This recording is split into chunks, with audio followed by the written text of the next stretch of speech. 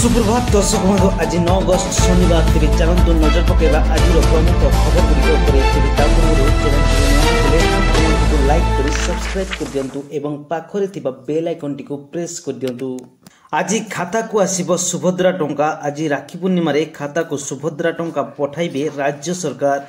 खाता को आसीबो सुभद्रा योजनार तृतीय किस्ती टंका। राज्य रे कोटिरु अधिक महिला खाता को जीव सुभद्रा टंका। एने पूर्वर मध्य घोषणा कर सारी उपमुख्यमंत्री प्रभाती परिड़ा। तेबे यह पूर्व योजना उपजिथिबा समस्यार समीक्षा करने को आज कोटिया गस्त करछंती उपमुख्यमंत्री प्रभाती परिड़ा। जो माने 21 वर्ष हो जाइतिबे सेमाने भी करि परिबे आवेदन। तेणु सुभद्रा पोर्टाल पुणी खोलिबा नै घोषणा कर सारी उपमुख्यमंत्री प्रभाती परिड़ा।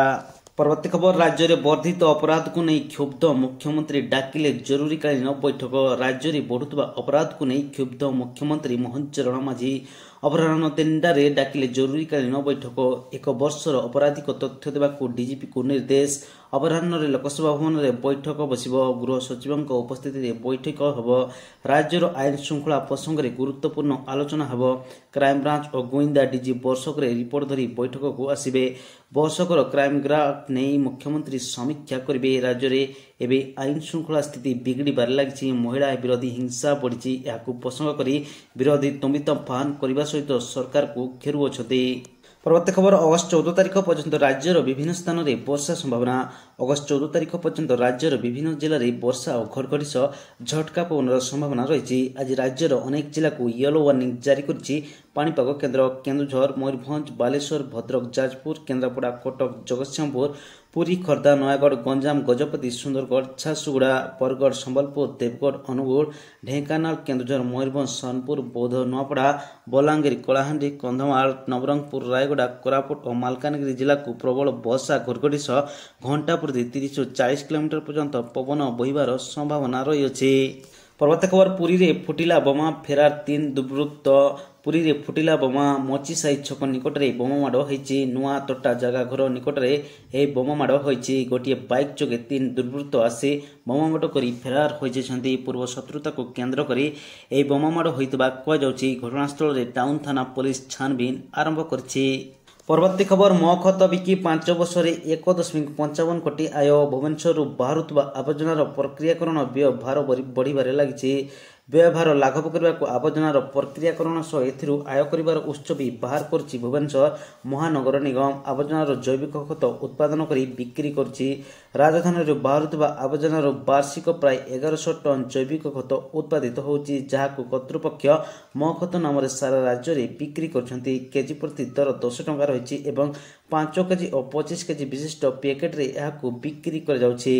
परवर्ती खबर एसआई को बोटी मागिबा पड़िला महंगा। बंधा हेले 3 युवक। पुलिस को बोटी मागिबा पड़िला महंगा। बंधा हेले 3 युवक गिरफ। 3 युवकों मध्य गोटे बंधुक, नगद 700 टंका समेत किछि मारणास्त्र जबत होइछि। बालेश्वर जिला खैरा थानार एसआई संजीव खुंटिया गतकाली विलंबित राति सादा पोशाक बाइक रे पेट्रोलिंग करथवा बेले बरपदा छक निकट में 3 जन युवक संजीव को गाड़ी को अटकाई टंका मागिथिले। फल संजीव संगे संगे खैरा आईसी सुभेन्द्र महाली को खबर देथिले। आईसी संगे संगे एक टीम नहीं उक्त स्थान में पहुंची युवक 3 जन को काबू करथिले। तांको निकटरू गोटे बंधुक, 700 टंका, एक पल्सर बाइक समेत किछि मारणास्त्र जबत करी आज कोर्ट चालान करछन्ति।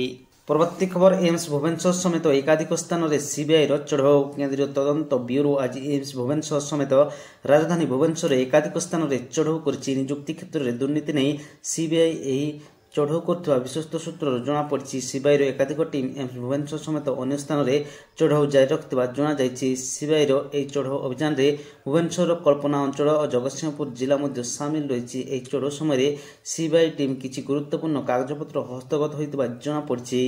परवर्ती खबर निर्वाचन आयोगों उपर राहुल गांधी को गंभीर अभियोग पर राजस्थान और बिहार ई भोटर तालिका वेबसाइट बंद करदेले ईसीआई। कांग्रेस सांसद तथा विरोधी दल नेता राहुल गांधी आज पुणी एक संगीन अभियोग आनी। शुक्रवार दिन बेंगालुरु एक जनसभा को उद्बोधन देवा अवसर में राहुल गांधी कहते अभियोग आसवा पर निर्वाचन आयोग राजस्थान और बिहार ई भोटर वेबसाइट को बंद कर देइछन्ति। एक कथा केवल राहुल गांधी कहना बरं विभिन्न सोशल मीडिया प्लाटफर्म रे एभली पोस्ट ट्रेंड हेबार लगी। राहुल गांधी केवल बिहार और राजस्थान ई भोटर वेबसाइट कथा कहता बेले सोशल मीडिया रे किंतु एही दुई राज्य सह महाराष्ट्र और मध्यप्रदेश ई भोटर तालिका थिबा वेबसाइट खोल नथबा कथा कह जायछि।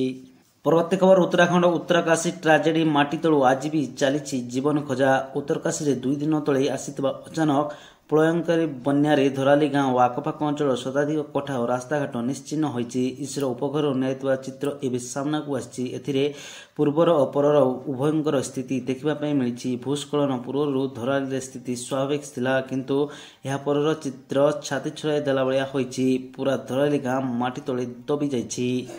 ପରବର୍ତ୍ତୀ ଖବର ମହିଳା ନିର୍ଯାତନା ଅଭିଯୋଗରେ ଗିରଫ ହେଲେ ପାକ୍ କ୍ରିକେଟର ହେଦର ଅଲି। ନୂଆ ଏକ ବିବାଦ ଘରରେ ଛନ୍ଦି ହୋଇଛି ପାକିସ୍ତାନ କ୍ରିକେଟ। କାହିଁକି ନା ଦୁଷ୍କର୍ମ ଅଭିଯୋଗରେ ଗିରଫ ହୋଇଛନ୍ତି ପାକ୍ କ୍ରିକେଟର। ପାକିସ୍ତାନୀ କ୍ରିକେଟର ହାଇଦର ଅଲି ଇଂଲଣ୍ଡରେ ଗିରଫ। ନିର୍ଯାତନା ଅଭିଯୋଗ ଆସିବା ପରେ ପିସିବି ଦ୍ୱାରା ନିଲମ୍ବିତ। ପାକିସ୍ତାନୀ କ୍ରିକେଟର ହାଇଦର ଅଲିଙ୍କୁ ଇଂଲଣ୍ଡରେ ମହିଳା ନିର୍ଯାତନା ଅଭିଯୋଗରେ ଗିରଫ କରାଯାଇଛି। ଏହି 24 ବର୍ଷୀୟ ଖେଳାଳି ପାକିସ୍ତାନ ଟିମ୍ରେ ଇଂଲଣ୍ଡ ଗସ୍ତ ସମୟରେ ବେହେକନାମା ଗ୍ରାଉଣ୍ଡରୁ ଅଗଷ୍ଟ 3ରେ ଗ୍ରେଟର ମାଞ୍ଚେଷ୍ଟର ପୁଲିସ ଦ୍ୱାରା ଗିରଫ ହୋଇଥିଲେ। ପରବର୍ତ୍ତୀ ଖବର ସୁଲଭ ମୂଲ୍ୟରେ ଏଲପିଜି ସିଲିଣ୍ଡର ଯୋଗାଇ ଦେବାକୁ 30,000 କୋଟିର ସବସିଡି ଘୋଷଣା କଲେ କେନ୍ଦ୍ର ସରକାର। ଏଲପିଜି ଦର ସ୍ଥିର ରଖିବା ପାଇଁ ମୋଦି ସରକାରଙ୍କ ବଡ଼ ଘୋଷଣା। ଭାରତବାସୀଙ୍କୁ ସୁଲଭ ମୂଲ୍ୟରେ ଏଲପିଜି ଦେବା ପାଇଁ ଘୋଷଣା କଲେ 30,000 କୋଟିର ଉପହାର। କେନ୍ଦ୍ର କ୍ୟାବିନେଟ୍ ଆଜି ମୋଟ 52,667 କୋଟିର ଟଙ୍କାର ପାଣ୍ଠି ପ୍ରକଳ୍ପକୁ ଅନୁମୋଦନ କରିଛନ୍ତି। ଶୁକ୍ରବାର କେନ୍ଦ୍ରମନ୍ତ୍ରୀ ଅଶ୍ୱିନୀ ବୈଷ୍ଣବ କ୍ୟାବିନେଟ୍ର ଗୁରୁତ୍ୱପୂର୍ଣ୍ଣ ନିଷ୍ପତ୍ତି ସମ୍ପର୍କରେ ସୂଚନା ଦେଇଛନ୍ତି। ପ୍ରଧାନମନ୍ତ୍ରୀ ଉଜ୍ଜ୍ୱଳା ଯୋଜନାକୁ ଆହୁରି ସୁଦୃଢ଼ କରିବା ପାଇଁ 12,060 କୋଟି ଟଙ୍କା ମଞ୍ଜୁର କରାଯାଇଛି। ପରବର୍ତ୍ତୀ ଖବର ଭୋଟର ତାଲିକା ସଂଶୋଧନ ପାଇଁ ଆମେ ପ୍ରସ୍ତୁତ ନାହୁଁ। ବିହାର ଭୋଟର ତାଲିକା ପାଇଁ ସ୍ୱତନ୍ତ୍ର ସଘନ ସଂଶୋଧନ ପ୍ରକ୍ରିୟା ସମାପ୍ତ ହୋଇଛି। ଏହି ସମୟରେ ପଶ୍ଚିମବଙ୍ଗରେ ମଧ୍ୟ ଏସ୍ଆଇଆର୍ ସମ୍ପର୍କରେ ଖୁବ୍ ଶୀଘ୍ର ପଦକ୍ଷେପ ନିଆଯିବ ବୋଲି ଲଗାତାର କଳ୍ପନା ଜଳ୍ପନା କରାଯାଉଥିଲା। ତଥାପି ପଶ୍ଚିମବଙ୍ଗରେ ଏସ୍ଆଇଆର୍ ସମ୍ଭବ ମନେ ହେଉନାହିଁ।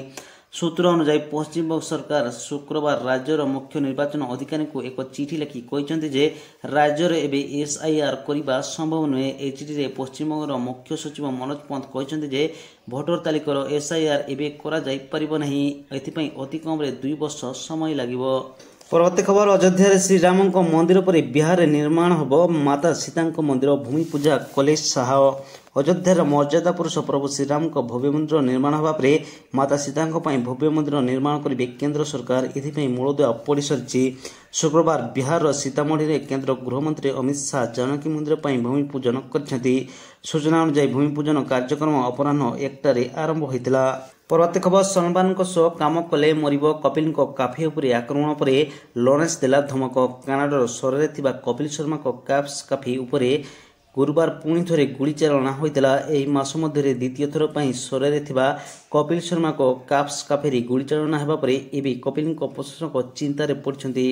କିଏ ଓ କାହିଁକି ଏଭଳି ଆକ୍ରମଣ କରିଛି ବୋଲି ପ୍ରଶ୍ନ ଉଠୁଥିବା ବେଳେ ଏବେ ଆକ୍ରମଣ ପଛରେ ଲରେନ୍ସ ବିଷ୍ଣୋଇ ଗ୍ୟାଙ୍ଗର ହାତ ଥିବା ସାମ୍ନାକୁ ଆସିଛି। ଏହା ସହ ଲରେନ୍ସ ବିଷ୍ଣୋଇ କପିଲ ଶର୍ମାଙ୍କୁ କାହିଁକି ଟାର୍ଗେଟ କରିଛି ତାହା ମଧ୍ୟ ସାମ୍ନାକୁ ଆସିଛି। ଲରେନ୍ସ ଗ୍ରୁପର ଗ୍ୟାଙ୍ଗଷ୍ଟାର ହେରି ବକ୍ସରଙ୍କ ଅଡିଓ ଏବେ ସାମ୍ନାକୁ ଆସିଛି, ଯେଉଁଥିରେ ଦାବି କରାଯାଇଛି ଯେ କପିଲ ଶର୍ମାଙ୍କୁ ତାଙ୍କ ଶୋର ଉଦ୍ଘାଟନ ପାଇଁ ନିମନ୍ତ୍ରଣ କରିଥିଲେ, ସେଥିପାଇଁ ତାଙ୍କ କାଫେରେ ଗୁଳିଚାଳନା କରାଯାଇଛି। ପରବର୍ତ୍ତୀ ଖବର ପିଏମ୍ ମୋଦିଙ୍କ ମାସିକ କାର୍ଯ୍ୟକ୍ରମ ମନ୍ କି ବାତ୍ରୁ ଆୟ 34 କୋଟି ଟପିଲା। ସୂଚନା ଦେଲେ ସରକାର। ପ୍ରଧାନମନ୍ତ୍ରୀ ନରେନ୍ଦ୍ର ମୋଦି ପ୍ରତି ମାସରେ ରେଡିଓ କାର୍ଯ୍ୟକ୍ରମ ମନ୍ କି ବାତ୍ରେ ଦେଶବାସୀଙ୍କ ସହ କଥା ହୁଅନ୍ତି। ସେ ଜନସାଧାରଣଙ୍କ ସହ ଜଡ଼ିତ ସମସ୍ୟା ଉପରେ ଆଲୋଚନା କରନ୍ତି। ଦେଶର ବିଭିନ୍ନ ପ୍ରସଙ୍ଗରେ ଲୋକଙ୍କ ସହିତ ଯୋଗାଯୋଗ କରିବା ଏହି କାର୍ଯ୍ୟକ୍ରମର ଉଦ୍ଦେଶ୍ୟ। ଏବେ ଏହି କାର୍ଯ୍ୟକ୍ରମ ସମ୍ପର୍କରେ ଏକ ଗୁରୁତ୍ୱପୂର୍ଣ୍ଣ ସୂଚନା ସାମ୍ନାକୁ ଆସିଛି।